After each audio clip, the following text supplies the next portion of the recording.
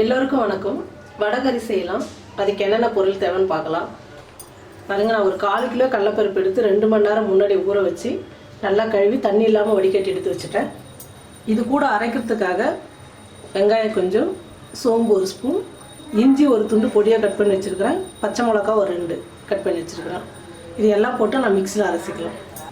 தாளிக்கிறதுக்கு சோம்பு 1 ஸ்பூன், லவங்கம் ஒரு 3, அன்னாச்சி பூ 1, பட்டை சின்னதாக ஒரு 2 துண்டு, பெரிய வெங்காயம் ஒரு 3 கட் பண்ணி வச்சுருக்கிறேன், தக்காளி ஒரு 2 தக்காளி, கறிவேப்பிலை கொஞ்சம், கொத்தமல்லி கொஞ்சம், இஞ்சி பூண்டு பேஸ்ட்டு 1 ஸ்பூன் நல்லா நைஸாக அரைச்சி எடுத்துக்கணும்,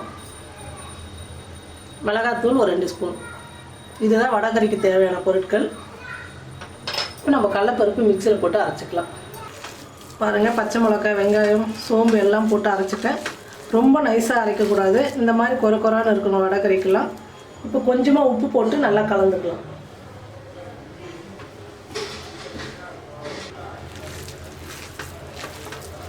பாருங்கள், நான் உப்பு போட்டு நல்லா கலந்து வச்சுட்டேன். இப்போ நம்ம இந்த மாதிரி சின்ன சின்ன உருண்டையாக பண்ணி தட்டில் வச்சுக்கணும். எண்ணெயில் பொரிக்கும் போது ஒவ்வொரு முறை உருண்டை பண்ணால் லேட் ஆகும். இந்த மாதிரி பண்ணி தட்டில் வச்சுக்கலாம் சின்ன சின்ன உருண்டையாக.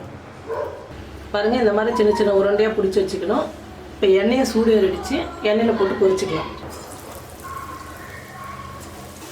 ரொம்ப போண்டா மாதிரி வேகக்கூடாது, கொஞ்சம் லேசாக 2 பக்கமும் பொன்னிறமாக வந்தவுடனே எடுக்கணும். நானும் பாருங்கள், ஒரு பக்கம் வெந்துடுச்சு, திருப்பி போட்டுக்கலாம். நம்ம வடகறிக்கு இட்லி குண்டாவில் கூட வடை மாதிரி இல்லை உருண்டை மாதிரி பண்ணிட்டு கூட வடகறி செய்யலாம். இருந்தாலும் இந்த மாதிரி எண்ணெயில் பொரிச்சு எடுத்தால் அது கொஞ்சம் நல்லா வாசமாக ரொம்ப நல்லாயிருக்கும் சாப்பிட்றதுக்கு. பாருங்கள், இந்த மாதிரி மேலே வந்து பொன்னிறமாக வந்தவுடனே நம்ம எடுத்துக்கலாம்.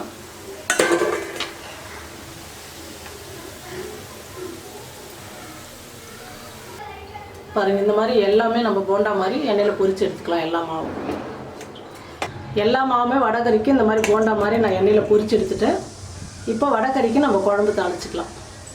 பாருங்கள், ஸ்டவ் பற்ற வச்சு கடாயை நல்லா சூடு ஏறிடுச்சு. இப்போ நம்ம ஒரு 5 ஸ்பூன் எண்ணெய் ஊற்றிக்கலாம்.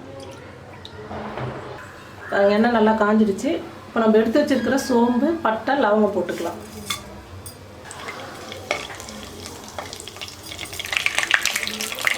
எல்லாம் நல்லா பொரிஞ்சிடுச்சு.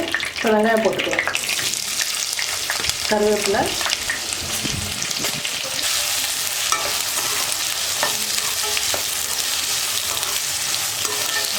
பாருங்கள் வெங்காயம் நல்லா வதங்கிடுச்சு.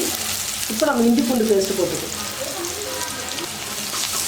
இஞ்சி பூண்டு பேஸ்ட்டை நல்லா பச்சை வாசனை போகிற அளவுக்கு நல்லா வதக்கிக்கலாம். பாருங்கள், இஞ்சி பூண்டு பேஸ்ட்டெல்லாம் நல்லா பச்சை வாசனை போகிற அளவுக்கு நல்லா வதங்கிடுச்சு. இப்போ தக்காளி போட்டுக்கலாம்.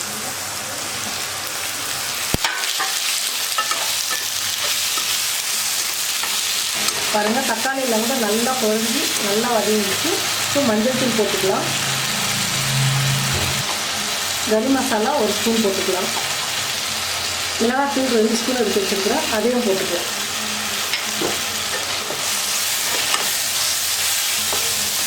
ஒரு நிமிஷம் நல்லா வதங்கட்டும். எல்லாம் நல்லா வதங்கி எவ்வளோ நல்லா திக்காக நல்லா வந்துருக்குது. இப்போ வந்து குழம்புக்கு தேவையான அளவுக்கு உப்பு போட்டுக்கலாம். ஏன்னா நம்ம ஏற்கனவே வந்து பருப்பு ஆட்டும் போது அதிலே உப்பு போட்டு ஆட்டியிருக்கணும். அதனால் கொஞ்சம் கரெக்டாக போட்டுக்கோங்க. வடகறிக்கு தேவையான அளவுக்கு தண்ணி ஊற்றிக்கலாம்.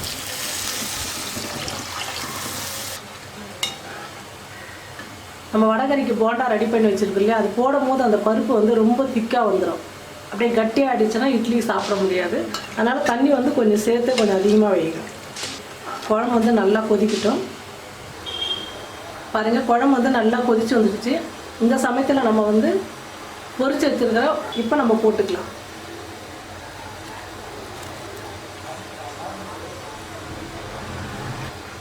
இது போட்டதுக்கப்புறம் 1 நிமிஷம் கொதிச்சா போதும். பாருங்கள், இந்த அளவுக்கு இருந்தால் போதும். நான் செஞ்சதில் கொஞ்சம் மீதியாக ஆகிடுச்சு, நான் எடுத்து வச்சுட்டேன். ஏன்னா அதிகமாக போட்டால் ரொம்ப கட்டி ஆகிடும். இட்லிக்கு தொட்டு சாப்பிட்றதுக்கு நல்லா இருக்காது. அதனால் நான் கொஞ்சம் மீதி ஆகிடுச்சு, எடுத்து வச்சுட்டேன். 1 நிமிஷம் நல்லா கொதித்து வரும்போது இன்னும் கொஞ்சம் கட்டியாக வந்துடும். அதனால் இதுவே போதும். உப்பு காரெல்லாம் பார்த்துக்குங்க. எல்லாம் கரெக்டாக இருக்குது, சூப்பராக இருக்குது. 1 நிமிஷம் கொதிக்கட்டும். பாருங்கள் ரொம்ப நல்லா வந்திருக்குது வடகறி.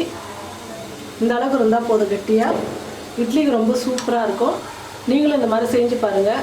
செஞ்சு பார்த்துட்டு கமெண்ட்டில் சொல்லுங்கள், ஷேர் பண்ணுங்கள். நன்றி.